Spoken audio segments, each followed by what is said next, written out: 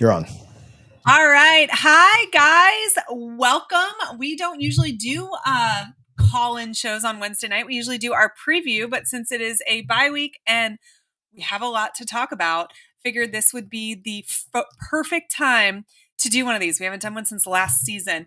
Thanks for being patient with me. I was out to dinner with my family, actually at Shannon Snell's new Sonny's, which is right down the street from me. So it was really awesome. If you are in the Tampa Wesley Chapel area, make sure that you go visit Sonny's, go visit Shannon, tell him I said, hey, he is not a sponsor of the show. He just has really ridiculously good food.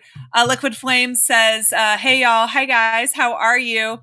Looks like the CIA took the internet out again. No, that was literally my bad for being a little bit late, but I was trying to do all the things, wear the mom hat, do all the stuff. But we are here, and I want to give you guys the opportunity. Hey, EJ, how are you? I want to give you guys the opportunity to call in.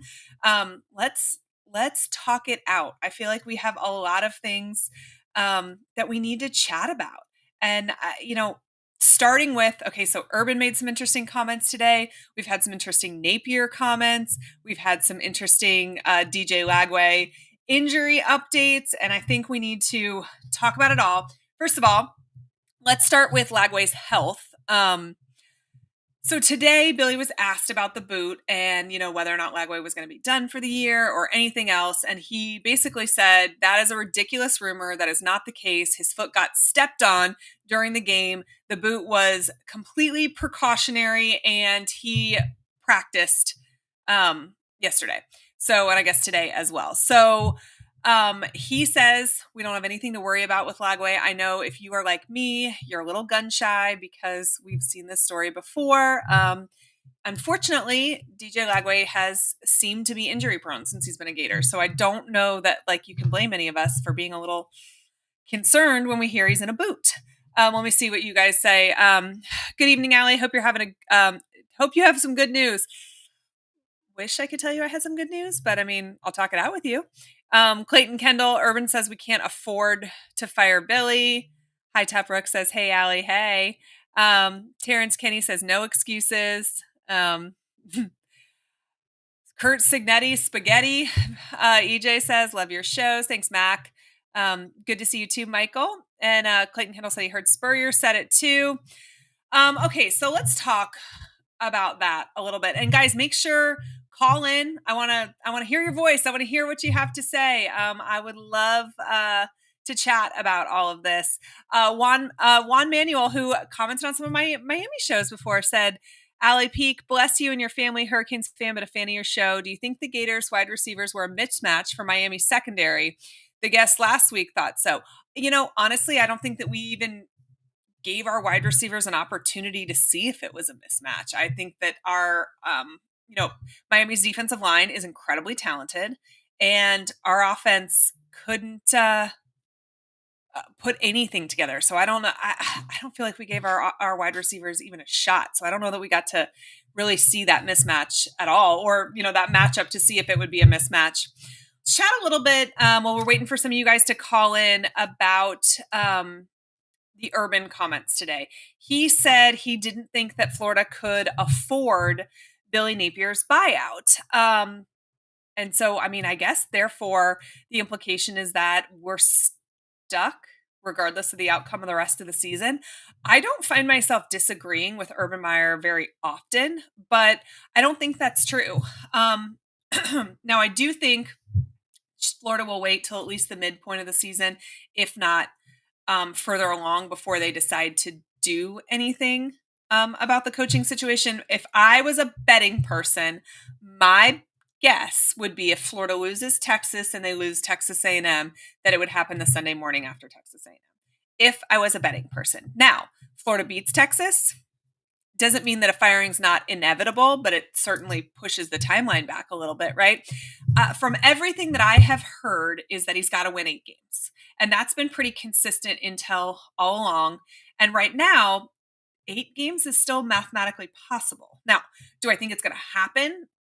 Probably not. I think I saw the stats today as there's a less than 1% chance that it happens. Something crazy.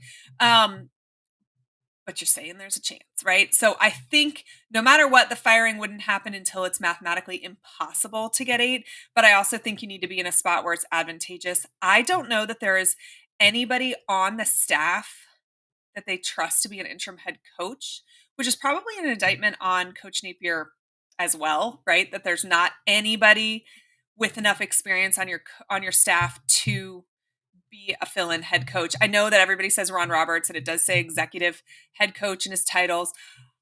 I don't, from what I've heard, the university is not really comfortable with anybody on that staff taking over as the interim head coach at the moment. We'll see if that changes. Two embarrassing losses, they may feel very differently about that. Like they may be willing to let the janitor be the interim head coach at that point. Maybe I'll get to drive to Gainesville. But back to Urban's comments. He said that they didn't have Coach O is available right now to be an interim head coach. That is true. The bars in Gainesville are not ready. But Urban said he didn't think we had the money. I do think that Florida can get the money if they wanted to. I do think it's a different world than it used to be, though, because not only we're currently paying buyouts for 2 coaches right now, we're still paying McElwain and Mullins buyouts. And boosters are who we rely on for NIL as well. So we're going into these coffers a lot more than we used to. So I can understand where he's coming from in that. At some point, it's worth the money, and you figure it out. Now, half of it would be due within 30 days. The rest of it would go on essentially a payment plan. So what you would need to come up with is about $10 million in the first month. I have to believe that there are some boosters out there willing to pay $10 million if this skid were to continue. McElwain's buyout was reduced to $2 million. How are they still paying for that? I was under the impression they're still paying for his buyout as well as Mullins. So I'll have to look into that to make sure that I'm correct on it. But I find it very hard to believe that money is actually an issue. I think Florida actually has a ton of money. Now, whether or not that's what they want to use the money for, or whether or not Scott Strickland would rather direct it towards stadium renovations, that might be a different story. But I do believe that there are boosters that would be willing to pay this buyout if Florida continues to lose. Guys, give me a call. The phone number is in the comments. You've also got it on if you follow me on social media. It's on my X account. I want to talk to you about all of these things, but I don't think Urban's correct, which I don't say very often. I think that they have the money. I think they could get the money if they want to. I think they had the money last year. I don't know if it's true that they spent the money on NIL. I don't know. I mean, the university couldn't last year. It wasn't legal for the university to spend the money on it. So if the money was already given to the university, then it didn't go to NIL. If it was just promised, and so then when they didn't fire him, if they said, okay, now direct it to NIL, that could be. But Florida's not hitting the standard. You know it. I know it. The people in that building know it. It's just whether or not the UAA is going to, Scott Strickland specifically, make a change. Now, barring some sudden win streak, which did happen last year, I think that this is a matter of when, not if. I think obviously you want to make sure you're past the point where anybody could redshirt, or anybody that plays consistently right now for Florida could redshirt. I think you've got to take into account the 30-day window. And I think ideally you get close enough to the end of the season that you've kind of identified who you want, who you're going after, potentially had some sort of conversation with their representatives, and know that they are willing to come, so that a firing and an announcement of a hiring can happen close together. I think that's probably your best bet at retaining as many players on your roster as possible. You've got to think, let's say you're an offensive player, and let's say it's going to be Lane Kiffin, right? You stick around, let's say you fire him 2 weeks to go in the season or something like that. And within 2 weeks, you're able to announce that Lane Kiffin is going to be your head coach. Now, this would mean Ole Miss isn't in the playoffs, because there's no way they would announce that he's leaving while he's coaching a playoff team. But let's say that happens, right? If you can turn around and say to your players, "Hey, listen, don't enter the transfer portal yet," or if you're entering the portal, just don't commit to anybody just yet. Wait till you see who we brought in or have a conversation with this new guy that we have hired.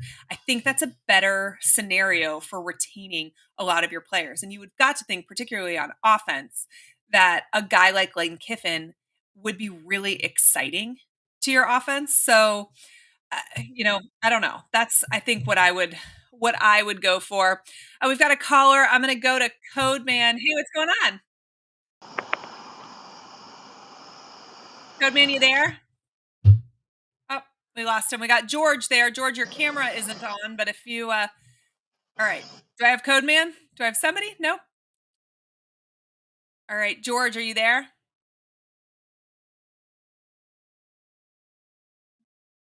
All right. George?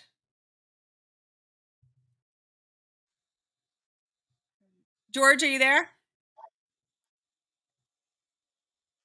I see you trying.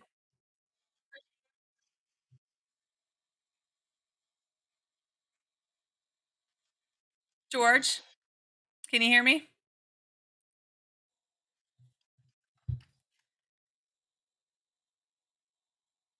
All right, let's try Palmer. Palmer, are you there? Yeah, can you hear me? I can. I can hear you. What's going on? Awesome. So I was just curious if maybe this is something you could shed light on or not. Whenever the inevitable does happen and Billy's, fired, of course, will the next decision be more of like a Strickland solely decision, or will the board have a big influence in it, similar to how like Auburn did with Hugh Freeze? So I think that's an interesting question. I don't love how much influence Auburn had. Boosters Yeah. are not necessarily experts in coaching hiring, but I guess Strickland is also not really an expert on coaching hiring if you were to look at his track record. I, I don't know. I have heard that boosters are planning on being more vocal about this hire. I think last time was a no-brainer for him with Mullen prior to Napier because he was bringing over somebody that he'd already worked with, and Florida was familiar with Dan Mullen, so I don't think there was going to be any pushback there. Napier, I think, is a little bit different. I think that was solely Strickland's decision, so I could see a scenario where the board of trustees was kind of like, "Hey, let me help you a little bit." They've been involved in previous hires. The board of trustees was very involved when Urban Meyer was hired. And obviously, President Machen was very familiar with Urban from their time at Utah together. But I would expect that they weigh in more than they have in previous Strickland hires, mainly given his track record. Awesome. Yeah, and I agree with you and understand, what you're saying with the like all how involved Auburn is with the Hugh Freeze deal and everything. But the only benefit I can see to that is I feel that the board would be much more willing to shell up for Kiffin, which is obviously what seems that Mhm. everyone wants at this point for the most part. Yeah. Yeah, no, I think so too. And I think honestly, I would love it if they let Spurrier in on the interviews, potentially Urban in on the interviews. Like Chris Doring is in Gainesville, Shane Matthews is in Gainesville. There's so many. Chris Leak is right over there in Orlando. Like there's just so many. Spikes is in your own football office. Like people that have seen what winning looks like with their own eyes and been part of winning cultures. I would love for them to let them be in on some of these interviews. Absolutely. Yeah, I agree. Thanks so much. I appreciate it. I appreciate you, Palmer. All right, let's see if we can get George. All right, I see you, but I can't hear you. Let's see. All right, George, can you hear me? Are you there? Okay. I can see you. Can you hear me? I cannot hear you.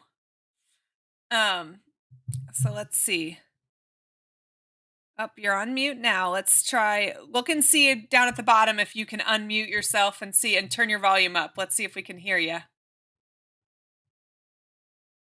I see you. All right, I cannot hear you. TJ, I don't know if you have any advice for our friend George there. So we can see if we can help him out so we can hear him. All right, let's see.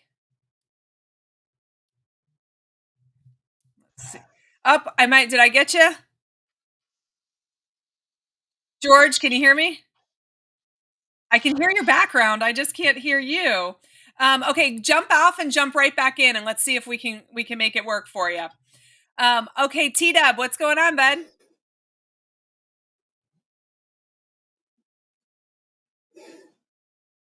T Dub, can you hear me? Okay, I got it. How are you? What's going on? I can hear you. Yes, can you hear me?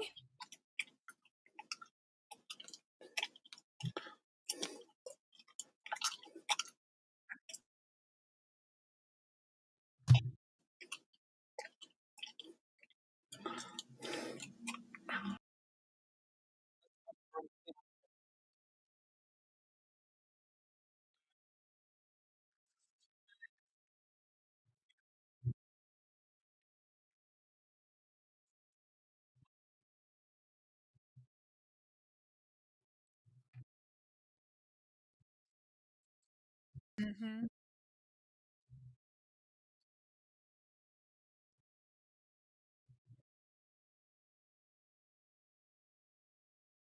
Mhm.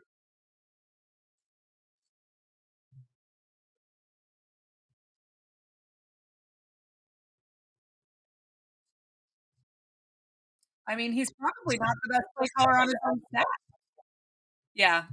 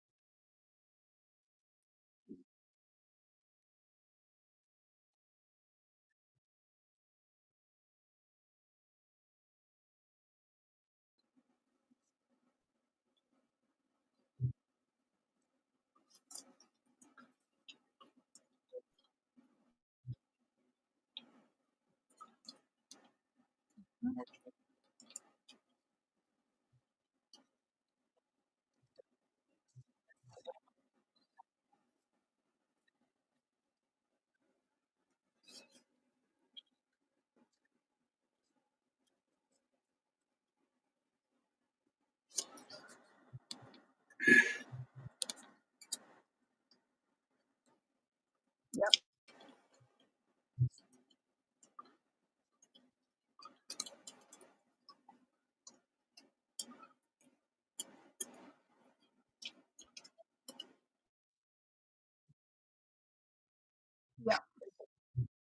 All right, George, I appreciate your call.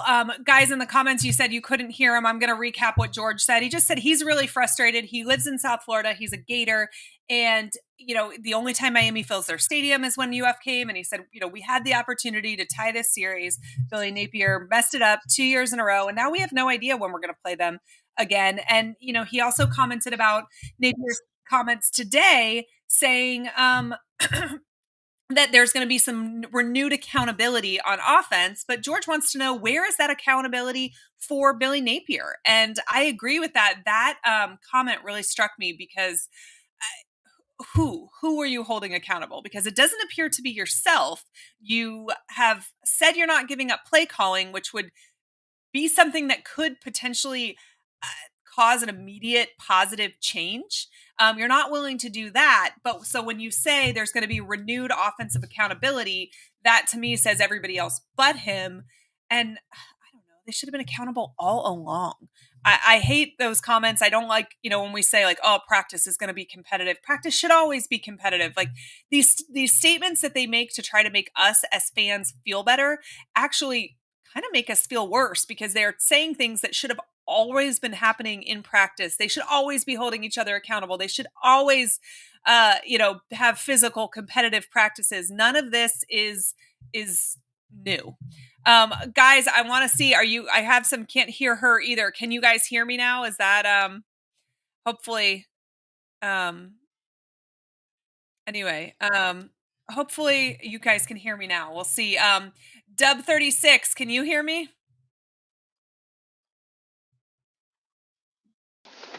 What's going on? How are Can you you? hear me? I can hear you. Yay. I'm Hopefully our audience can hear you. so well. I wanted to tell you I tried to find you at the first game. They been trying to get Harris to find you so you could sign my high top hat, but I couldn't find you. Okay, well, we're gonna have to. I'm at every home game, so we can make this happen for sure. Well, we got to, but the only thing is, as bad as we're playing right now, I don't know if I want to go to another home game. I know that's the hard thing is that we get just a few Saturdays a year. This year we get 6 in the swamp, and it's lost a little bit of its luster already, and that's not fair to the fans. That part sucks for sure. But I feel like it's important to still show up for the players. I love my university. I so that's a struggle for me, but I will be there next Saturday. Well, I'm going to be in a Tally this weekend for the Miami Florida State game doing lift. So, Well, that will be a fun one. That'll for sure be an interesting well, game. I'm not game. I'm just going to be working the game. Like a Uber driver. Okay, all right. Well, that'll be hopefully. I've been rooting for the asteroid. I don't know what the odds are on the asteroid, but that's what I've been rooting for in that game. Because I hope neither of those teams win. But appreciate you calling in and go Gators. Well, I wanted to say something real quick, Sure, go Allie. I ahead. just wanted to, um, Allie, we've been going through this for almost going on year 4. No discipline. I'm very big and high top and all that. So, but it aggravates me to come on and hear y'all and hear you and hear Dave Waters and the read and reaction guys and high top guys. We're not seeing nothing on the field. Everybody's digressing except the defense. Yeah. And I'm kind of at loss for words. I was talking to my mom the other day. She says, "Well, what team is this?" When Florida scored, I'm like, "I don't know. My team would be up by 30 by now." I said, I don't know what happened. I really don't know. I'm just going to bring this up and maybe get your thought about it too, and maybe ask you a couple more questions as well. But what do you think? It seems like every year Florida has a backup quarterback. Ever since Tim Tebow, when the starter goes down, everybody has stunk except Trask. Yeah. You think about it, every backup quarterback, when it was time for them to step up, they did wonderful. But when it was their time to shine, they just stunk it up. And except Will Greer, we know what happened to him, but he kind of stuck it up middle of the season.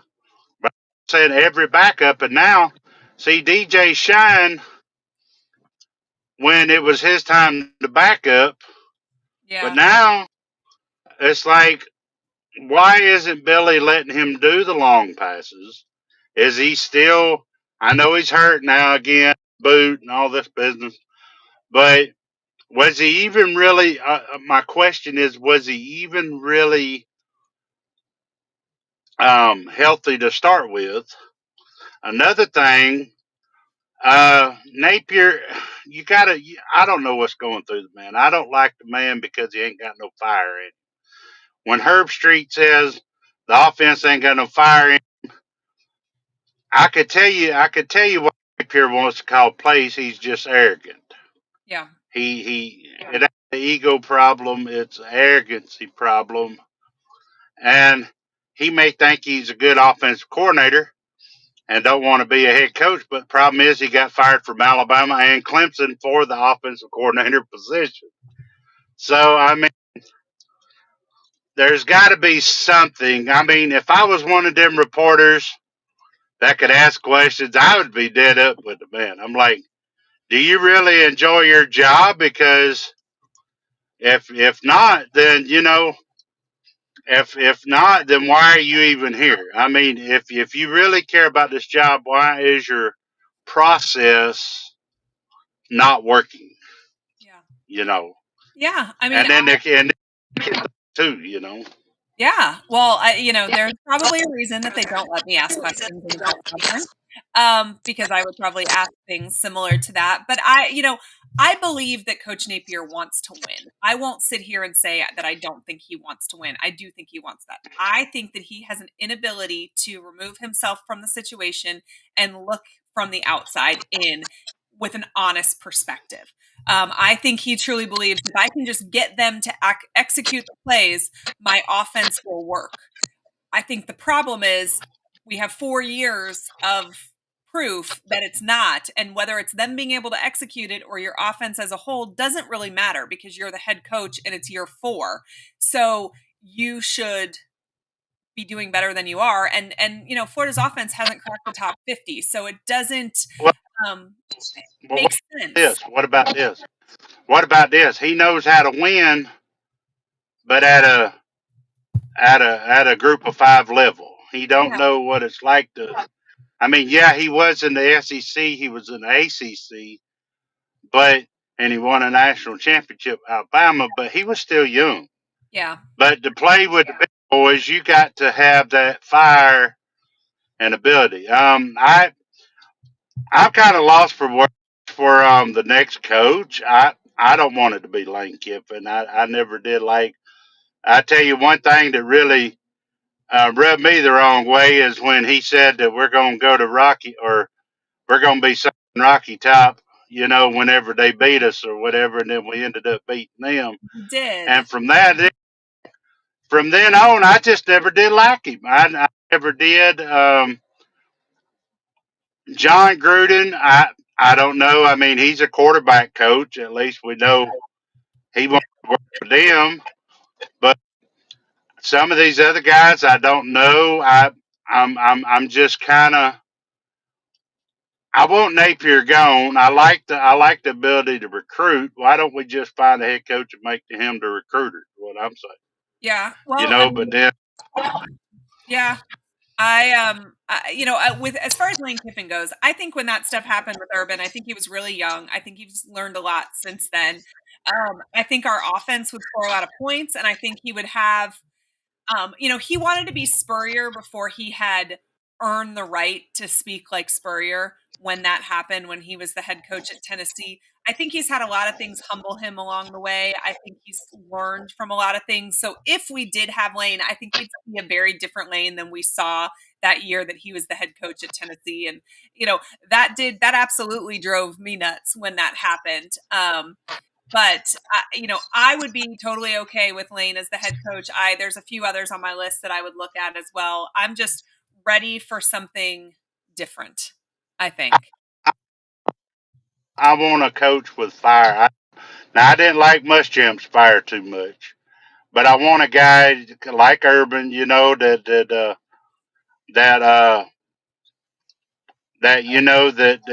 that you hear stories. Your husband Stephen Harris, all them, how he was tough on them. But hey, we got 2 national championships under him. Yeah, I mean, You know, I lived that. I mean, Eric and Steve are the same age, my husband, and Eric and I were dating, so I remember how hard it was, but that's what builds champions. And Eric is actually convinced that that's what's missing from this program is that um there's 0% chance they're calling plays on Saturday that aren't working in practice on Monday and Tuesday. So the only explanation there then is that they are running them at half speed, that there's not the person across the line from you isn't trying to kill you on Tuesday like the person lining up across from you on Saturday. And that's a coaching issue. Um, well, let me ask you a couple more things. By the way, they took the high top broadcast down tonight because Shelton's having his baby tonight. I was just Let texting you with know him, that actually. Yes, I was just texting with him. because I just texted Dave. I'm like, I was on there, but then show got canceled. I'm like, but anyway. So another thing, I mean, I'm thinking about applying for that coaching job. I'm at Florida, and then we could get Stephen Harris to be the defensive coordinator. Your husband be the special teams guy. Yeah, we'll have to find somebody on offense. But let me ask you this: now, I doubt he's going to do it. And as crazy as it is, first of all, get rid of that stupid jet sweep we got with Eugene. Eugene just ain't as good as he was. and they try that play, but I don't understand why they take ball out, let Jackson go. I love Jackson, because he's a Pensacola guy and everything, and he's a good backup to 1-2 punch. But don't outplay him more than Ball. But thing about it is, but another thing, I mean, just your thoughts, and I am going to try to get. I will have to meet up with you because you're the only one I ain't met in person yet. But one other quick thing, I doubt he would do it. But what if Mike Gundy come to Florida? Well, I don't know. I appreciate the call, Deb. I'm going to go to High Top Brook in just a second, but I don't know that we want a coach that couldn't get it done at Oklahoma State. I don't even know that they play defense in the Big 12 over there. They do score a lot of points, but maybe he'd be willing to come as an offensive coordinator. I would be down for that. He could. I think that would be pretty cool. Rook don't need no time. He talks too much. I'm kidding. I love right. Rook, but well, man, appreciate you. And we do got to meet up so you could at least sign my hat. All right, sounds like a plan. Okay, guys, I'm going to go to High Top Brook. Before I do, I want to quickly mention Sleeper in this live. Hopefully, you guys have been making money with us on the Sleeper app. I've been using it with my family for our fantasy league, and it's been super fun. I've been kicking the guys in my family's ass. It's been amazing. Okay, but this weekend you can use it for college football too. The Gators may be off, but you can still win up to 1,000 times your money. Carson Wentz is a free pick at 0.5 more or less passing yards on Sunday night. Pair him with Nick Singleton's more than 62.5 rushing yards in that Penn State versus Oregon game. And then top it off with Marcel Reed going for more than 1.5 passing touchdowns for the Aggies against Auburn. Use my code right now. It's PEEK, PEEK, for 100% deposit match up to $100. Check Sleeper's terms of use for terms and conditions. Okay. TJ is telling me to turn off. So give me a second. I'm going to turn that button off, and then we will go from there.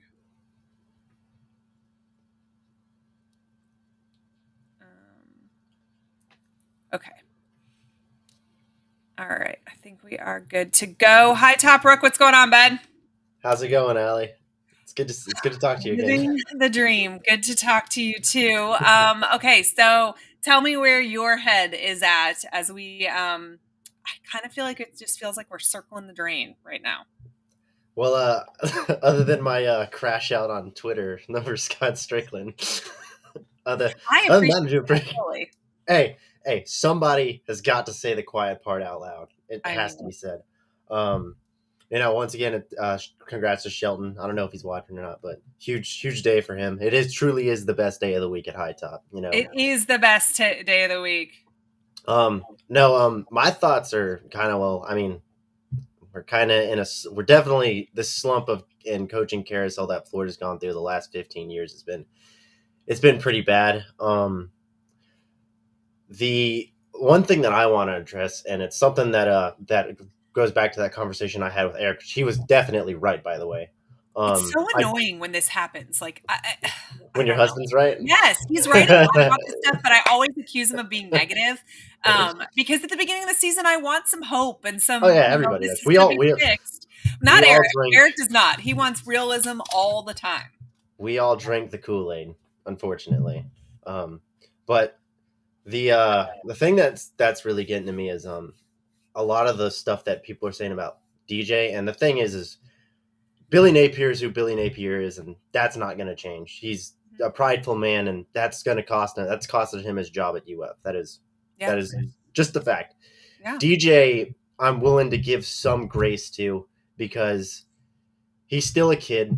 He missed so much practice, and he's being poorly influenced by a bad coach, and that is affecting his level of play. And I don't think dragging DJ through the mud by the fan base, crucifying him after we hyped him up.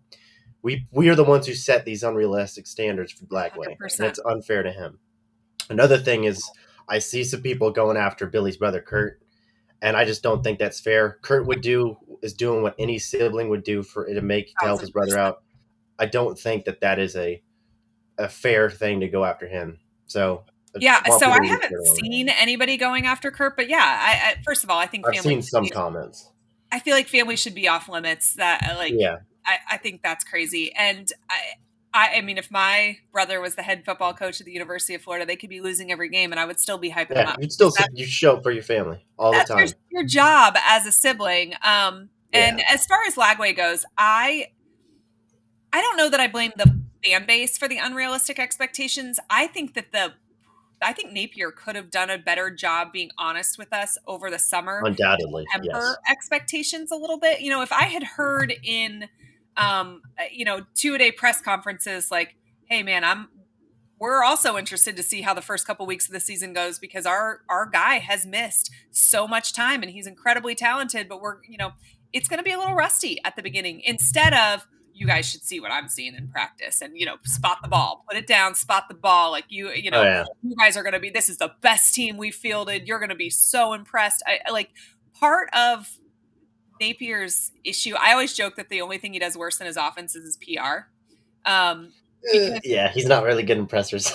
but for 4 years he has had some self-inflicted wounds. Like, don't sit Oh here yeah, and tell me, statistically we're actually one of the best special teams in the country, and leave out the fact that the stat you're referring to negates any pre-snap penalties. So that's essentially saying, if you remove all of my mistakes, we're actually very good. yeah. And he's done so many things where he's hyped it up for us, and then we've Hmm. been let down. And so, I think some of that is on him. I think DJ is incredibly talented. I think he's missed a lot of time. Yes, I don't know that he's been healthy the entire time he's been at UF. I think he absolutely deserves more time and deserves our support. I yeah, don't know that he has the right coach coaching him. And I don't know that yeah, if I was him, if I'd want to stay through a transition. yeah.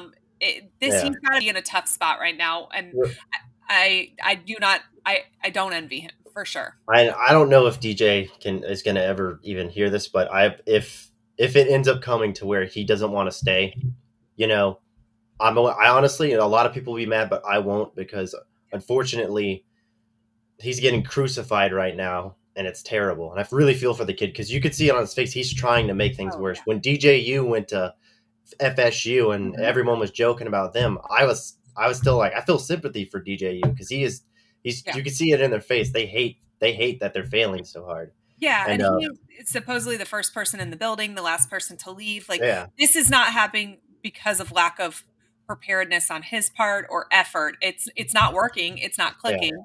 Clearly taking, having this much time off is not good for the yeah. process. I don't know that I agree that I think he's regressed. I feel like people use that word a lot. I think last year he showed a lot of things that teams weren't expecting. This year, Mhm. all of those teams caught up to those things, and Yeah. he didn't take a step They have forward. film on him. They have film on him now. It's There's so film easy on to him. yeah. A- Which And is it's just the problem where if we put Trammell in, it's going to be the same issue next year. They're going to get film on Trammell. yeah, Sometimes not 100%. knowing what a quarterback's capable of is a huge He's a advantage huge to some weapon. teams, Yeah. and sometimes their inexperience is a huge advantage to the other team. It's Yeah. just one of those 50-50 toss-ups. It's one or the other. Yeah. Um, the other thing is that I want to shift to a more positive thing. I'm so glad that Cormani McLean came back because I have believed I love the stories of the kids who are a huge like they're messing up all the time and then Yeah. someone comes in and they set them on the right track. I'm so proud of that young man. I'm a lifelong Cormani fan. This Me too. this defense gets its flowers every week from me. The bad is bad, but the great is great, and the Yeah. greatness is coming from that Florida defense from Yeah. top to bottom. That is a playoff defense. It's just unfortunately Yeah, paired the with a offense has to 2-10 catch up. offense at the moment. But Yeah. I agree. I think the Cormani McLean story is really cool. I think this highlights one of the things that Napier does well. Coach Napier builds relationships, real Mhm. relationships with his recruits that then carry over to his players, which is why you see a locker room of guys still fighting for a coach Yeah. who's on life support, and so I do think we give him credit for that he makes these real relationships, and he is a father figure to many of those people. And he saw a situation where with Cormani McLean that, he could maybe make a difference in this kid's life, Yeah. and he has, and the turnaround is incredibly impressive. And I will be a lifelong Cormani fan as well. Yeah, my last thoughts, and this is on the whole Billy Napier experience. The whole thing is that there are good qualities about Billy Napier as a coach, as a recruiter and a talent evaluator. He's Yeah. one of the best. He can build those relationships, and Mhm. he has those guys bought in, and and it's how it's not managed to slip yet is insane.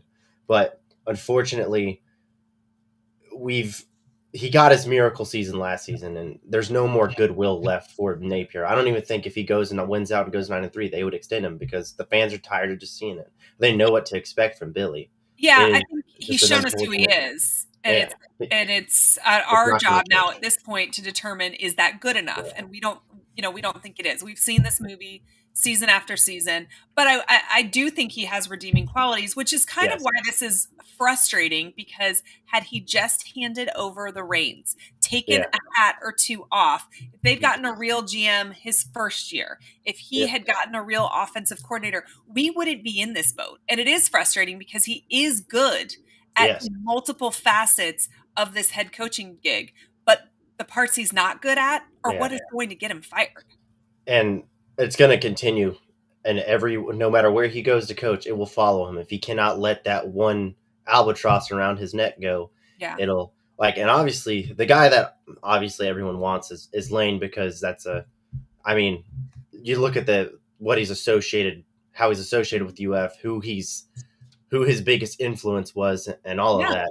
So Lane's at the top of my list as coaches, but wherever Billy goes, even though I'm incredibly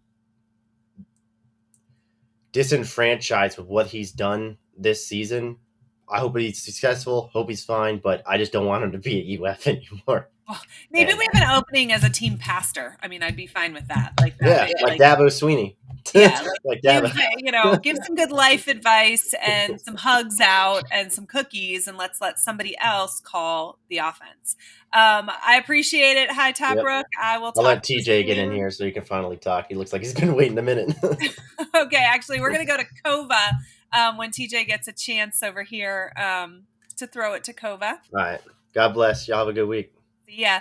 Hey, Kova, how you doing? Kova, you there?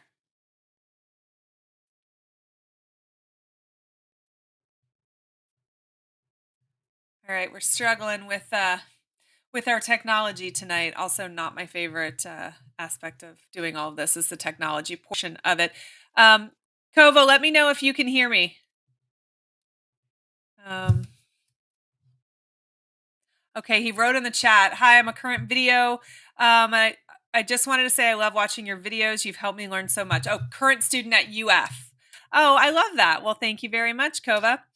Guys, the phone lines are open, so if you want to chat, give me a call. I would love to commiserate with you. While we see if anybody else jumps in, I'll look at some of our comments over here. Let's see. Did he also show us who he was when they had the wins at the end of the season? Yeah, I think that Coach Napier is always going to win a few games that catch us off guard. I would not shock me if we win one of the games between Texas and Texas A&M. I think that he will probably always pull some sort of upset, and I think that he, to his credit, does a great job um, just getting buy-in from the locker room when other coaches would have maybe lost it by now. But I also think you are always going to get the losses to teams that you shouldn't have. And that's part of the showing us who he is. I think it's going to always be kind of like this with him as a head coach. And games are going to be closer than they are, which is going to make us second guess play calling. There's going to be some disorganization on the field. I mean, I'm 90% sure, I'm still doing research on this, that we have had more penalties for 10 men on the field during Napier's tenure than we've had wins. So, I mean, that speaks to something. We got Kova back, so let's see if we can get him on there. Kova, if you want to unmute, are you there?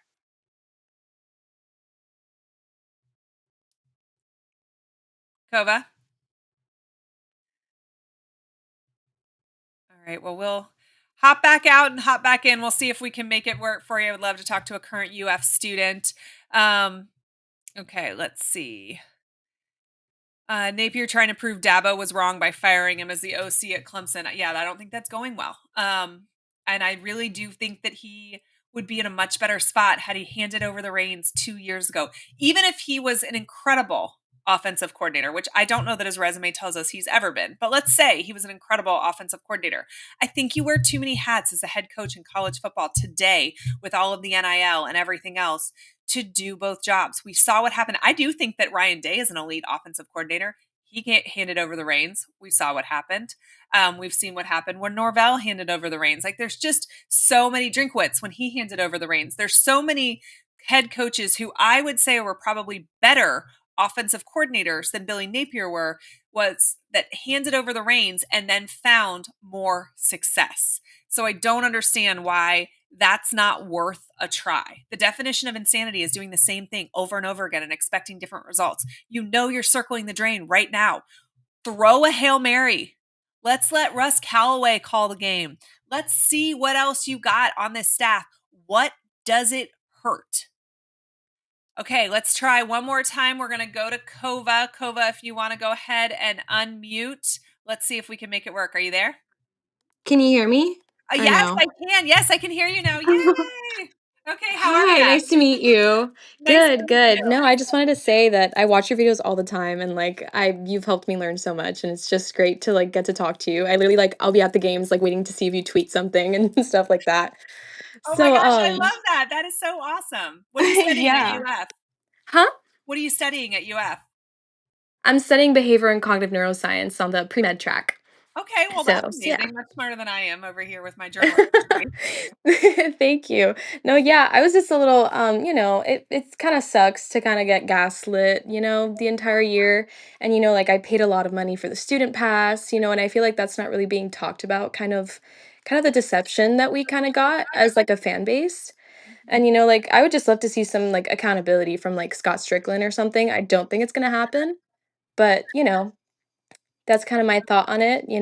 I think Napier's a good coach. I just, think he's a good guy, but there's just, I don't know. Not It's working. tough. It's not Yeah. working. It is tough. And I do think it's important to remember that these are all people and they have families. And, there's a lot of people affected when a coaching fire happens.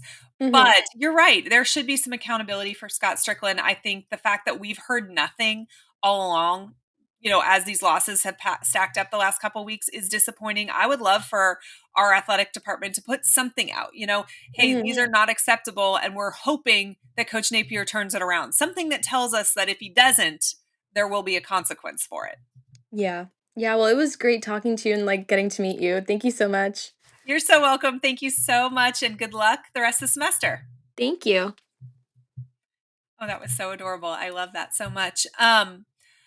I think she's right, though. I think part of why we're frustrated is that we were gaslit. And remember the statement that Scott Strickland put out last year and, all the talking that he did about now, he's turned things around and he's got our support and whatever else. And I was super happy with how the season ended last year, too. And so I guess maybe I participated in that gaslighting some. I really believed we had turned the corner. We kept two teams out of the playoffs and it felt like that momentum was going to continue. And I don't know why it feels like we hit play on the movie at the beginning of the season every year and it just starts rocky, bumpy. And it's been like that every single season. The fact that we're 4 years in and we were never able to go 2-0 is absolutely wild, especially this season when we opened with LIU and USF. I mean, I think that USF is a decent team, but there's 0% chance that Florida should have played a close game there, let alone lost it. All right, let me see who else is in there. Who's doing the interviewing? That's who needs to be fired. That's a good question. I'm pretty sure that's a Strickland job, but yeah, it's interesting that he's still giving a pass. I also think it's interesting that our interim, president last year said he couldn't fire an athletic director as the interim, but then somehow we've given him a contract extension, but we don't have a new president yet either. So I don't know. That's always weird to me. Rob should be interim. He has the only unit performing like they at least look alive. Yeah, I mean, and I guess that's who it would be, but I have heard they have reservations about it. Let's see, not trying to be negative, but it would be hard pressed to find a win the rest of the season. Yeah, it's hard to look at that schedule and figure out where wins are going to come from, especially when Mississippi State's sitting at 4-0. We've had 10 men on the field 14 times. Gators Annie, you're coming through for me. And that's the times we've been caught too, because there are absolutely some times where like it's not a penalty, but we have the wrong number on there. But we have had 12 men on the field. We've had 13 men on the field. We've had 10 men on the field. We've had 9 men on the field. We just have been all over the place. Just call Saban. Saban's not coming back for anybody. Why did we give Billy the deal of a lifetime? Strickland does not know how to make a contractual deal. I think the contract is ridiculous, but I also think that that was a period of time when the contracts were everybody hired that year had a contract similar to that. Look at the one that Norvell is in with Florida State. But I'm hoping the next contract will not be so generous to the head coach. I think we win one between Kentucky and Mississippi State, and one more we're not favored in, finish 3-9. I do still think there's a chance there's an upset or two on our horizon. It's just that there should have been 8 games that were not close, and then we stole an upset or something, and that's just not where we are. My blood pressure is rising just thinking about these tragedies.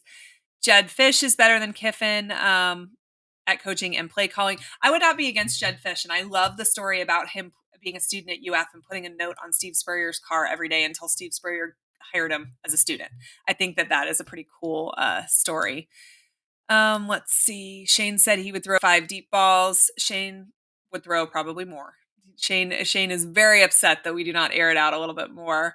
Napier told you who he was at his press conference. You're blind. You guys are blind. He did. He told us he was going to build it from the ground up. It was going to take time. I don't think any of us thought it was going to take this long though. And I don't think we look any better today than we looked first season. And that's the problem. Losing record currently to Georgia, LSU, Tennessee, Kentucky, Florida State, Miami, and losses to Vandy and USF. How is he still employed? Yep. That's a great question. Hit the like button for you, Allie. Thank you, Swamp Boy. It's horrible. Teams don't even have to prepare to play the Gators. They just hang around and wait for Billy to blow it. Napier trying to get his money. We've been lied to. Napier needs to give a percentage of his money back. If anyone was doing what Billy is doing for our job, we would have already been fired for performance. So we saw Shannon Snell tonight, and that's what Eric and Shannon were talking about. They're like, why can we not get paid millions of dollars to suck at our job? That would be awesome. I don't feel sorry for any coach being fired for millions. Napier's going to have $20 million to keep him warm at night. That's not really where my concern is. His kids are going to get pulled out of school. They're going to have to hear negative things said about their parent. As a parent, I don't love that. But there's also dozens and dozens of people on that staff that are barely getting by, who are going to have to pick up and move, that are going to have to wonder where their next paycheck comes from. And those are the things that I worry about. It's a cost of doing business, but it still makes me feel bad. All right. Well, guys, this has been really fun. So if there are no more, I am going to let y'all enjoy the rest of your evening. We're going to have to do another call-in show. We'll work on the technology in the meantime. Make sure you are subscribed to the channel because we have a lot more content coming your way this week. But I appreciate it. Thanks for hanging out tonight.